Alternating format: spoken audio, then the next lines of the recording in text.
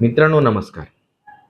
E-C-P उपचाराविषयी most commonly विचारला जाणारा तो प्रश्न मित्रांनो, की ई-सी-पी उपचाराने ब्लॉकेजेस निघून जातात का?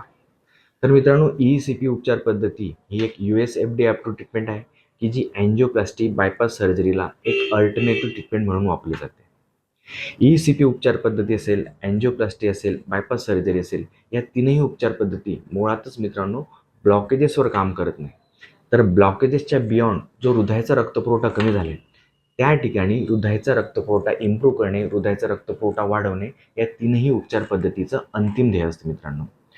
जसं की अँजिओप्लास्टी असेल, अँजिओप्लास्टीमध्ये हृदयाच्या रक्तवाहिनीमध्ये जर 70% जास्त ब्लॉकेज असेल, तर त्या ठिकाणी स्टेंट टाकला जातो, स्प्रिंग लाईक स्ट्रक्चर, आणि तुमची रक्तवाहिनी ही डायलेट केली जाते आणि हृदयाचा रक्तपुरवठा हा सुरळीत केला जातो.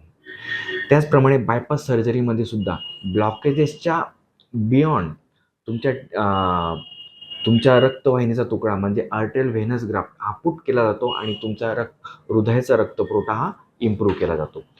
त्याचप्रमाणे ई-सी-पी उपचारामध्ये सुद्धा मित्रांनो ब्लॉकेजेसच्या आजूबाजूले अनेक छोट्या छोट्या रक्तवाहिन्या तयार केल्या जातात, की ज्याला मायक्रो चॅनल्स किंवा कोलॅटरल सर्क्युलेशन किंवा नॅचरल बायपास असं म्हणतात, आणि त्या मायक्रो चॅनल्सद्वारे हृदयाचा रक्तपुरवठा हा सुरळीत केला जातो. या ठिकाणी कुठेही ब्लॉकेजेस हे रिमूव्ह केले जात नाही मित्रांनो, पण मात्र हृदयाचा रक्तपुरवठा हा इम्प्रूव्ह केला जातो. धन्यवाद.